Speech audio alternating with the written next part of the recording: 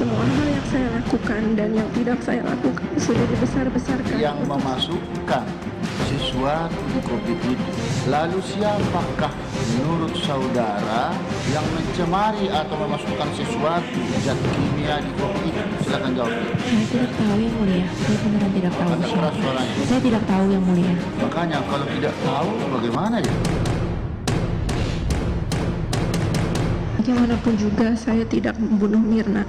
Jadi seharusnya tidak ada alasan untuk memperlakukan saya seperti sampah. Tapi satu hal yang saya tahu dan saya yakinkan, saya tidak menaruh racun di kopi yang diminum Mirna dan Ani. Semua tuduhan kejam berdasarkan kebetulan yang tidak saya mengerti pernah membuat semua orang percaya kalau saya seorang pembunuh. Keluarga saya dipojokkan dan kami dibuat sangat menderita.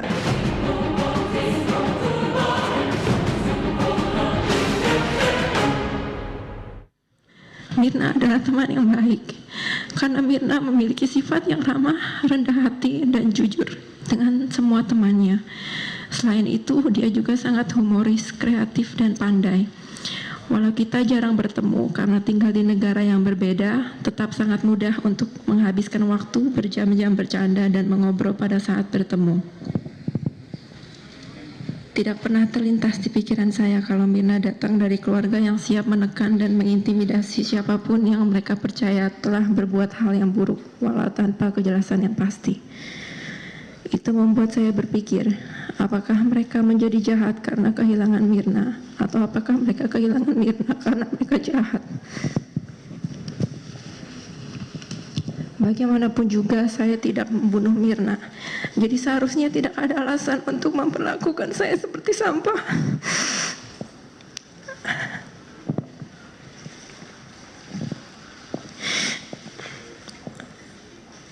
Saya mengerti kesedihan mereka dan saya pun merasa sangat kehilangan. Tapi saya juga dituduh membunuh. Yang mulia, saya tidak tahu bagaimana mengungkapkan perasaan ini dengan kata-kata. Sebelum kejadian saya tidak mendapatkan firasat apapun yang menunjukkan kalau hari itu akan merubah hidup banyak orang. Semua hal yang saya lakukan dan yang tidak saya lakukan sudah dibesar-besarkan untuk seluruh warga Indonesia menghakimi saya. Semua tuduhan kejam berdasarkan kebetulan yang tidak saya mengerti pernah membuat semua orang percaya kalau saya seorang pembunuh. Keluarga saya dipojokkan dan kami dibuat sangat menderita. Yang mulia, sulit untuk menjelaskan apa yang benar-benar saya rasakan saat kejadian ini. Saya panik tapi bingung harus berbuat apa. Apa benar ini gara-gara kopi? Tapi satu hal yang saya tahu dan saya yakinkan, saya tidak menaruh racun di kopi yang diminum Mirna dan Ani. Seringkali saya berpikir, apa ada hal yang bisa saya lakukan lebih baik di hari itu untuk mengubah semuanya.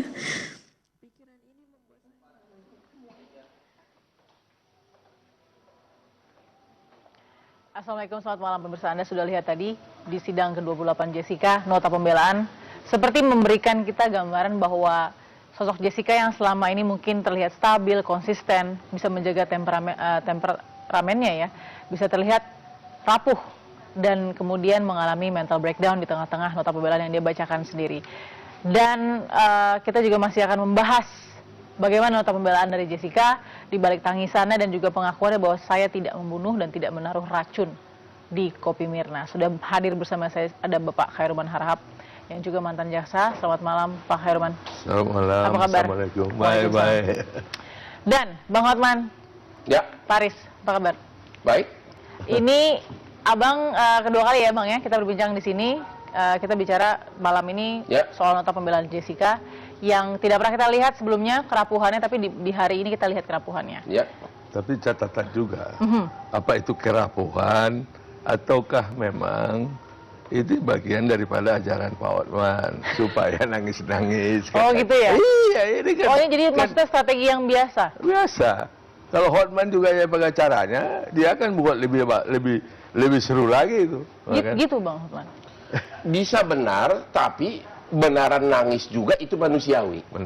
Kalau putri Anda sudah di penjara, ibu manapun akan nangis. Betul. Tapi penjahat pun yang sudah bersalah, ada yang juga menangis. Ada juga yang tidak menangis. Berarti kan itu Sifat Bisa orang saja. beda-beda. Gitu. Nggak bisa kita lihat Nggak bisa, hanya benar. menilai nangis dia. Benar. Apa sebab nangis juga macam-macam. Benar. Oke. Apakah tersentuhan hatinya itu? Itu kan banyak faktor yang bisa Oke, dihitung. ada beberapa poin penembalan ya dari nota pembelaan meskipun dengan terisak begitu ya. Jessica mengatakan juga kenapa pihak dari keluarga Mirna misalnya itu jahat terhadap saya, padahal saya tidak melakukan hal tersebut. Apakah ini jahat karena mereka mengetahui saya dituduh atau sebaliknya? Ini buat Anda serius nggak sih nota pembelaan yang seperti itu pesannya? Ya kita nggak tahu sejauh mana, cuman yang dimaksud jahat di situ bagaimana? Oke. Iya kan? Oke. Kalau sepanjang mereka menuntut secara hukum, saya kira itu adalah suatu hal yang apa ya? Oke. Ya justru keterhormatan itu ya, bukan kan kalau dinista terus itu kan justru menjadi ada suatu ketidakpastian. Ya. Kan kalau begini diungkap, dipersidangkan, ya justru itu. Makanya saya heran. Tapi jangan dibalik, ini nanti kita seolah-olah lagi Membuat skenario ya? Iya, kan ini kan susah kita untuk menilainya. Oleh karena itu harusnya ya faktual saja gitu kan. Kalau kita sangkutkan emosi di dalam melihat bagaimana objektivitas perkara ini, ya jadi apa? Nanti saya simpati ya, jadi ini, jadi itu kan itu nggak bisa, harus kita apakan walaupun. Udah panas nih. Bang Hotman, catatan Anda dalam nota pembelaan Jessica? Ini beliau ini teman satu kelas saya, sama-sama doktor hukum dari Unpad. Ini satu kelas sama saya. Ya, jadi walaupun kami mungkin beda pendapat, tapi tetap kami bersahabat. Ini catatan saya dari pledoi Otto hari ini. Ada hal yang sangat menarik. Ini sangat vital untuk dianalisa. Sepertinya, dan memang saya pernah dengar, bahwa CCTV yang dibuka itu bukan yang asli. Sudah hasil kopian. Itu saya kira baik JPU maupun penasihat hukum mengakuin itu. Tadi saya bertanya kepada beliau, kenapa hakim nggak tanya yang asli di mana? Tapi yang lebih menarik lagi, Otto mengatakan tadi, CCTV sudah diedit karena ada adegan menuang kopi yang tidak ada dalam CCTV. Kalau CCTV di KPK kan nggak pernah berhenti, non-stop itu ada. Bahkan waktu si Mirna nyampe sekitar jam 16-an, ada. Kemudian dia duduk. Tentu nggak mungkin dong kopi dituangkan sebelum tamunya ada kan. Ternyata saya pelajari berkasnya dari hasil yang saya amati. Bartender mengatakan di sini kesaksian Agus bahwa dia menuangkan kopi itu di mejanya Mirna ke gelasnya jam 16.24.33. Itu tidak ada dalam CCTV. Makanya si Otto mengatakan ada something wrong, ada bagian yang hilang dari CCTV ini. Pertanyaannya kepada mantan Kejati ini adalah dua. Ya. Kalau CCTV yang asli, ya, harusnya bukankah itu yang disita yang harusnya dibuka di sidang? Itu satu dulu ya. Atau bukankah harusnya majelis hakim meminta mana yang asli? Kedua, kalau ada bagian yang hilang, ya, waktu tibanya Jessica ada di CCTV. Waktu menuangkan kopi, hilang. Padahal CCTV di KPK tidak pernah berhenti. Apakah itu hasil editan? Kalau sudah diedit, masih sah nggak sebagai barang bukti? Silakan Pak Herman. Ini sih kita sama-sama tidak artinya begitu detail, by detail. Ini asumsi lah itu, asumsi. Ini. Jadi kan yang disita itu pastilah CCTV yang asli. Yang ditayangkan enggak? Udah pasti. Tunggu dulu. Itu harus. Iya kan? Itu bahwa kemudian yang asli ini dikerjakan, tentu dia harus dikopi untuk menjaga keaslian yang ada.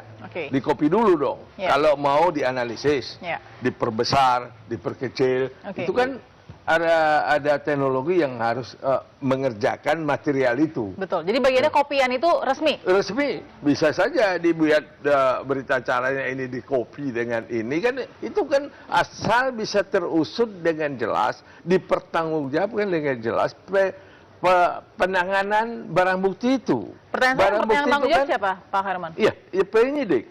Karena itu barang bukti itu kan harus diawetkan, istilahnya itu diawetkan dengan dilakukan penyitaan, dengan kemudian dijaga keutuhannya, misalnya di bagiannya diambil tapi dibuat berita acaranya.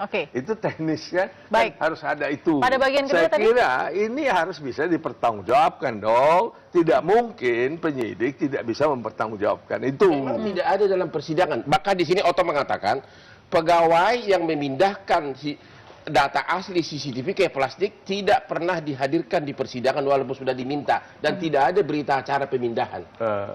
Ya, itu yang kita itu kan statementnya Pak Otto ya. Itu fakta di dalam persidangan. Pledoi dia, karena kita juga dalam melihat persidangan itu. Pertanyaannya begini, ini kan kita kan tidak menuduh. Kalau benar asumsinya begitu, ya asli CCTV tidak dihadirkan, berita acara pemindahan tidak ada, terus ada yang memindahkan pun tidak jadi, dan ada bagian penting itu tidak boleh. Tidak boleh. Salam dulu Pak.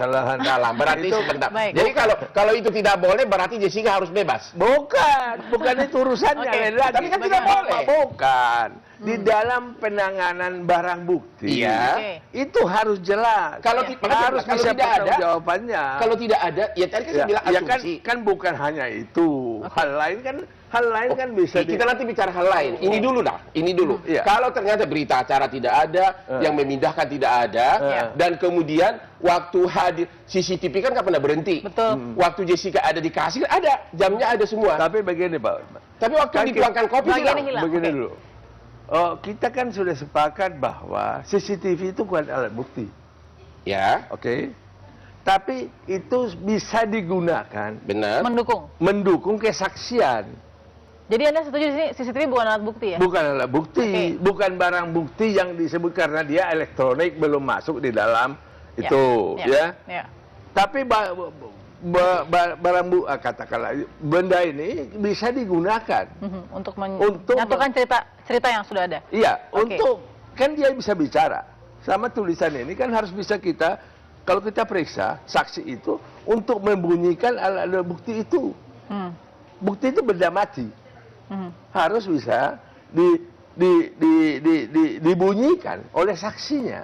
Nah, jadi kan kalau pemeriksa saksi mengatakan seperti ini, coba kita lihat CCTV, betul nggak? Betul. Kan itu. Jadi itu ada persesuaian, penguatan daripada itu. Jadi sarana juga dia, walaupun sebagai di dalam kuhab kita itu belum diakui sebagai sebagai alat barang bukti. Tapi sebagai sarana pun harus benar pemakaiannya dong. Harus. Misalnya boleh dipotong-potong kan? Bukan itu. Misalnya bisa dipotong. Bisa dipotong. Bisa dipotong. Waktu ditunjukkan Anda di sini duduk. Di CCTV kelihatan Anda duduk. Benar. Pakaiannya sama apa? Membuktikan bahwa betul Anda. Tapi kalau yang kepotong itu misalnya ada yang masukkan cyanida, contoh. Itu. Berarti kan ada yang kepotong. Masih ingat dulu ada kasus kan? Anggota DPR tidak mengaku bahwa ada pertemuan. Ya kan? Kemudian dibunyikan rekaman itu. Dengan video amatir? Ada di sini. Enggak, dengan rekamannya KPK kan? Ada di situ, ada cewek di sini, ada si Anu di sini. Kan akhirnya untuk kan membuktikan bahwa Anda itu berada di situ. Tapi Pak jangan kau bohong. Itu kan adalah bagian dari alibi bahwa dia sejauh kejadian itu terjadi, dari mulai kopi datang sampai Mirna tidak ada begitu, atau mungkin mengalami masalah pada saat itu. Jessica tidak pernah beranjak kan, kecuali mengambil air minum. Itu kan cerita yang kita dapat dari fakta persidangan. Dari mulai tiba di kasir, duduk, itu CCTV itu ada. Nggak mungkin dong kopi dituangkan sebelum tamunya datang. Pertanyaannya, waktu tamunya ada kok bisa masuk di CCTV, tapi pada saat dituangkan ada bagian yang hilang. Karena di BAP si Agus, yang saya dengar, ini kata si Agus yang saya dengar dari persidangan. Agus Triono, dia mengatakan di sini, saksi menyajikan menuangkan kopi P6 per gelas jam 16.23 33 detik. Artinya jam 16 hampir jam 4 25 menit. Baik. Itu yang hilang. Kata si Otto. Ya kenapa bisa hilang CCTV? Waktu iya. Oke, sesaat lagi tetap bersama kami di Kabar Nasional. Nah, saya lanjut lagi tadi ya, Bang Hotman. Ini kan pertanyaannya bukan hanya di CCTV ya, ternyata banyak Gini. Banyak pasti. Ada satu hal yang lupa disorotin orang. Ya. Katanya sianida itu dimasukkan di sedotan. Ini katanya siapa nih? Ini, ya itulah. Kata-katanya. Itulah yang kita dengar. Kata-katanya ya, oke. Kalau di sedotan, itu kan beda kalau memasukkan ini 1 detik bisa, tuk gitu kan sambil ditutupin tas. Tapi kalau ke sedotan itu pasti butuh waktu untuk memasukkan dan nggak mungkin tidak kena CCTV. Jadi dan kedua sedotannya di mana? Hilang kan, nggak jadi barang bukti. Jadi itu mungkin sependapat beliau memasukkan ke sedotan itu harus ini sedotan nih pelan-pelan dan nggak mungkin sekali, pasti 4-3 kali. Nggak mungkin nggak ketahuan sama CCTV. Oke. Itu analisa Bang Hotman. Bagaimana Pak Herman? Sebelum kita beranjak ke yang lain selain. Tapi beliau tadi mengatakan kalau tidak ada berita acara dalam hal mengcopy CCTV asli kayak copy dan kemudian ada yang dipoto. Tadi teman kelas saya ini mengatakan, ini Dr. Khairuman ini mengatakan mantan Kejati loh, itu tidak sah. Benar nggak tadi? Tidak sah kan? Kalau tidak ada berita acara. Setiap perbuatan penyidik, tindakan penyidik itu harus dilakukan dengan berita acara. Jadi kalau ini waktu jadi sehingga semua perubahan-perubahan terjadi bisa dipertanggungjawabkan. Kalau tidak ada berita acara tidak sah. Ya, perbuatannya kan tidak sah. Berarti perbuatan mengcopy ke plastik, apalagi ada yang kepotong tanpa berita acara. Ya, Pak Kajati mengatakan tidak sah. Jadi flash disknya nggak bisa digunakan dong. Salam dulu. Karena flash disk yang dimaksudkan. Oh iya, tapi kan harus ada pemindahan itu pasti ada berita acara. Nggak ada Pak. Taruhan kita mau taruhan apa? Masa jam gua ini gua kembalikan lagi? Nggak ada. Itu loh yang paling saya cuma kok bagaimana mungkin tidak masuk CCTV kalau dimasukkan ke sedotan itu sianida.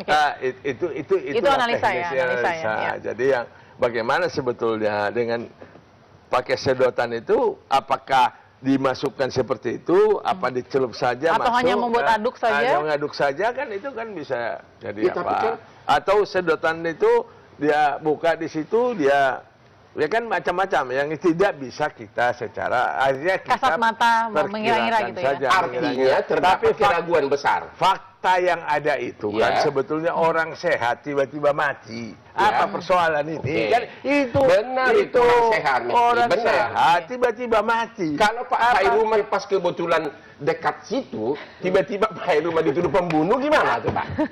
Ya kan berarti ada orang mati. Ada ceritanya dong. Tidak mungkin tiba-tiba kita. Ada cerita yang menarik lagi nih. Tadi kan kita ngerti lah, Bapak ini kan jaksa senior. Di kejaksaan itu ada namanya teori apa itu, bahasa Batak itu bahasa Belanda, getting bewis.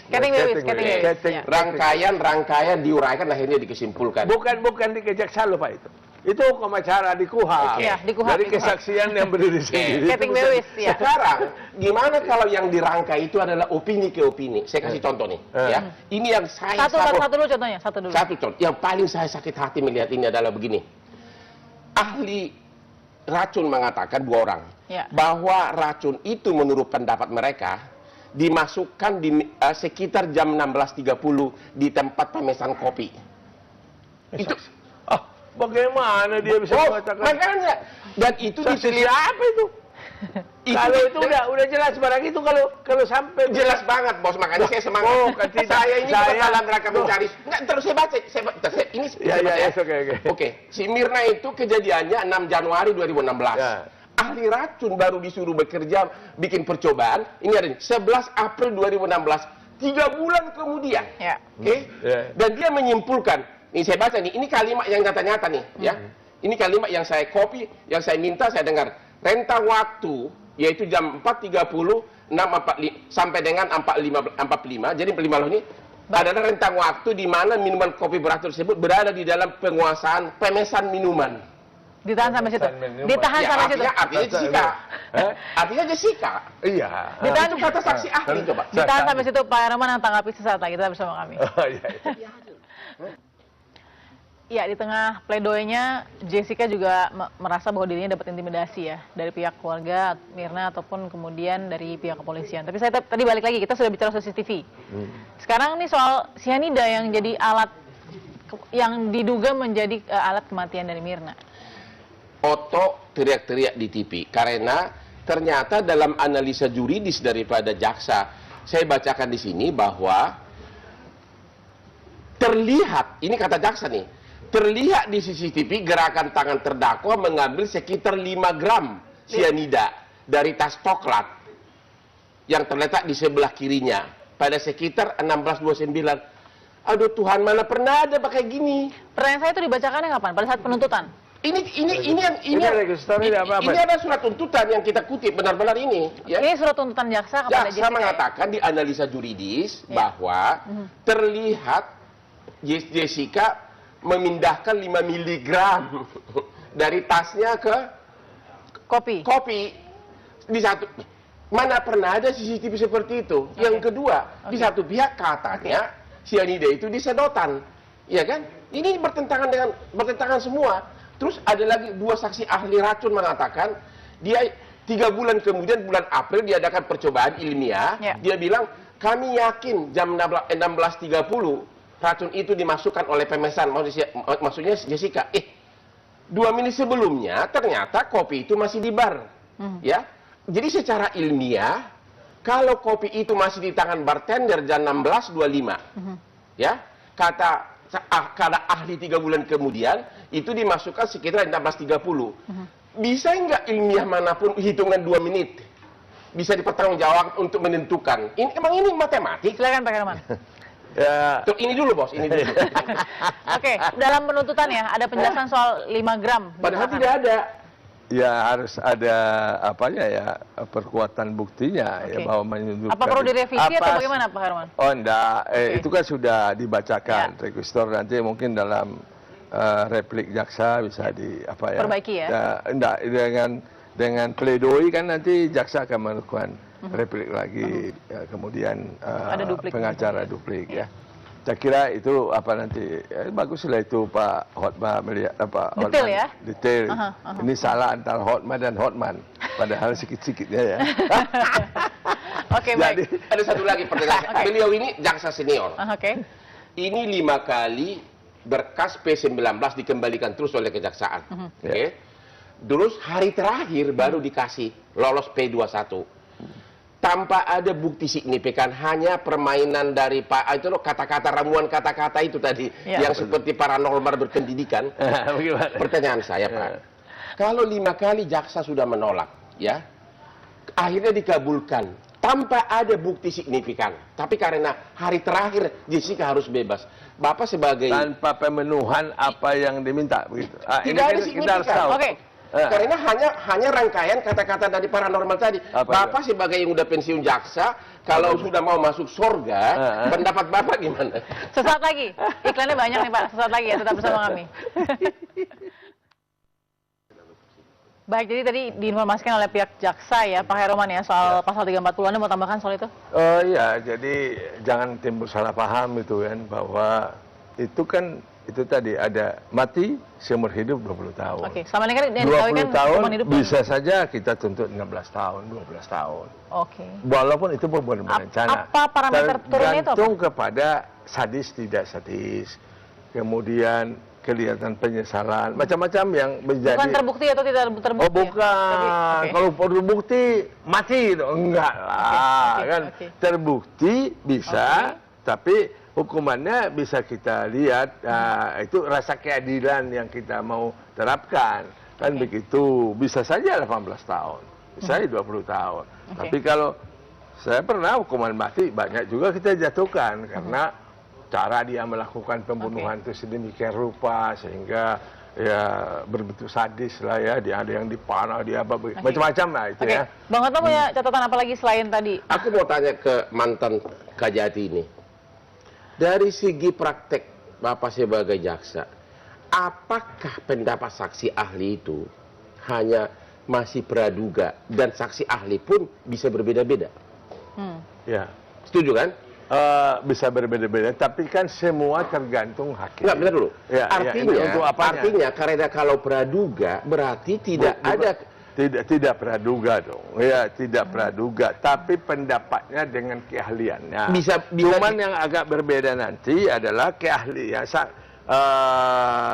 keterangan keahlian saksi ahli itu yang sama sekali tidak menyinggung, tidak berhadapan, tidak dihadapkan kepada barang bukti. Ada yang Iya. saksi yang Artinya- saksi ahli yang dihadapkan. Artinya- itu Artinya tentu atas berbeda. pertanyaan yang sama, dua saksi ahli bisa beda pendapat, Betul. ya kan? Bisa saja asal Oke. argumennya. Dan memang dalam kasus ini semua beda pendapat. Asal argumennya Ya. bisa rasional dan itu Pertanyaan saya- tunggu dulu, itu adalah pertimbangan hakim Pertanyaan- untuk menilai Oke. apakah ini tidak mengikat hakim loh. Ya. Jangan mungkin sebagai alat pembuktian. Benar. Ya. Kalau di Tapi sini, itu membantu hakim memahami. kalau di sini, kalau yang teori yang kita tahu getting bewis kan rangkaian kejadian. Ya. Ini rangkaian opini diramu Oh, sedemikian ya, rupa. ya. Menurut Bapak kalau rangkaian opini itu bukan teori yang benar ya? Yang mana itu yang rangkaian? Saya tidak melihat sesuatu. tapi Tunggu dulu. Secara teori dulu. Iya, Secara teori setuju nggak bahwa Bukan. getting bewis Bukan. rangkaian opini itu udah nggak boleh? Bukan tidak.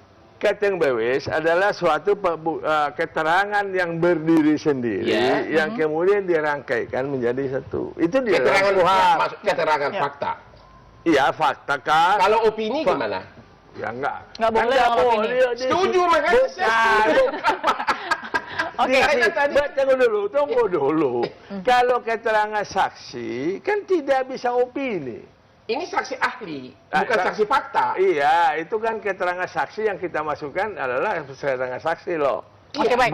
Bukan Baik. saksi ya berpendapat, saksi ahli. Iya, saksi Oke, ahli. nanti saya akan tanya berapa sih sebenarnya bobot yang akan dipertimbangkan oleh hakim kalau memang saksi ahli ini lebih banyak daripada saksi fakta sebenarnya. Sesaat lagi kita Satu akan mengambil. saksi fakta nggak ada yang melihat bahwa dia memasukkan.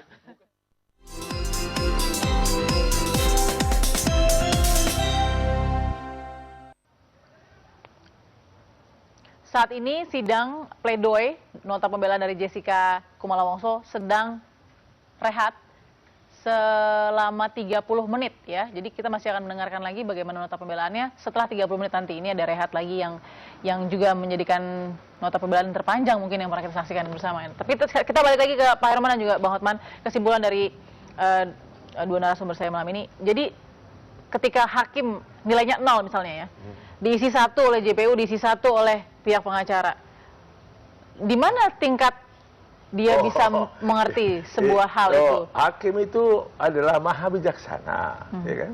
Tapi manusia juga kan? Ya manusia dan punya otak kan? Benar. Nah, Oke. karena itu dia kan akan pertimbangkan mana yang memang masuk akalnya, mana kaitannya, mana kesaksian alat bukti, kesesuaiannya, sehingga menimbulkan keyakinan hakim. Oke. Keyakinan itu timbul kalau ada alat bukti tapi Keyakinan itu subjektif nggak? subjektif. Oke. Tapi tidak boleh saya yakin aja berdasarkan alat bukti. Oke. Kalau dia alat bukti ini dia tidak yakin, ya dia nggak bisa apa. Tapi tidak ada alat bukti dia yakin, nggak boleh juga. Gitu Baik. loh. Jadi itu harus satu paduan. Oke. Itulah makanya itu tidak mudah. Jadi Anda yakin hakim bisa- Ada pertanyaan tidak simpel. mudah bagi Pertanyaan hakim. simpel. Untuk membuktikan bahwa seseorang mengambil sianida, masukkan ke sedotan, ya, itu perlu alat bukti fakta atau opini? Subjektivitas maksudnya ya? Namanya. Oh, Karena itu sangat vital. Untuk Iya, menentukan iya. bahwa terbukti dia mengambil dari tasnya sianida, dimasukkan ke itunya, Ya. apakah itu harus alat bukti fakta atau opini? Atau subjektivitas dari hakim? bukan opini. Enggak, maksudnya Jadi, bukti apa yang diperlukan? Berdasarkannya, Bukti aja berdasarkan diperlukan, apa? gitu. Berdasarkan Kan apa, begitu? Kita sepakat bahwa tidak semua kejahatan itu ada saksi fakta yang Benar. melihat, misalnya menunjuk orang. Benar. Tidak semua bisa melihat Ya. itu. Ya. Tapi kan bisa dilihat rangkaian dia. Ya. Si yang pelaku ini apa saja yang dilakukannya sehingga ada terjandra, ada korban di sana. Oke. Ya. Kan itu rangkaian. Ya. Jadi yang bisa kita sebagai suatu Tapi cara itu masih sangat pembuktian. meragukan kan? Karena rangkaian itu. Tidak harus ada dong hal yang meyakinkan Ya, makanya, kita, walaupun tidak kita lihat orang Oke. itu menusuk, Oke. tapi orang itu kan Bapak sebagai mantan Kajati, ya, Satu pertanyaan terakhir, ya. sama-sama lulus lagi dokter hukum sama saya. Dengan Bapak amati di kasus ini, mana menurut Bapak yang meyakinkan, kalau Bapak jadi jaksa, yang meyakinkan bahwa memang benar Jessica yang memasukkan cyanida itu? Kalau Bapak kan pasti ngamati nih. Iya. Ada nggak menurut Bapak dulu? Begini. Enggak, Bapak udah pensiun. Bapak udah waktunya mencari jalan ke surga. Kita harus bikin. Terakhir. Ini media. Ya. Ini jangan kita menyimpulkan sesuatu, menghakimi sudah. Ini Kita bersalah. harus menghormati proses hakim ya. Harus menghormati proses hakim. Tapi kan kita Ini dari sini- jangan nanti orang mau melarang. Oke, saya tangkap Pak Herman. Pak Herman berharap pasti Anda yakin bahwa hakim akan ada sah dan meyakinkan berdasarkan itu jelas. Ya, jelas. Sebentar Bang Hotman. Terakhir. Oke, terakhir. Psikolog. Belajar psikolog 10 tahun. Dan praktek 5 tahun baru jadi. Oke. Dua psikolog berbeda pendapat. Bagaimana bisa hakim menentukan siapa yang Itu benar? jadi oke. bukan. Kita tinggalkan pertanyaan itu. Di sini saya sini Waktu kita sudah habis. Jadi hakim tidak mulai untuk melihat dia mana yang benar. Jadi Tapi hakim mana yang teorinya ini bisa masuk nggak untuk membuat keyakinan dia. Dan Kembali gitu. lagi ke nilai subjektivitas Oke. yang dimiliki hakim. Terima kasih Pak Herman Harap. Terima kasih Bang Hotman sudah bersama kami. Anda bisa saksikan lagi informasi soal persidangan Jessica di kabar selanjutnya. Sampai jumpa.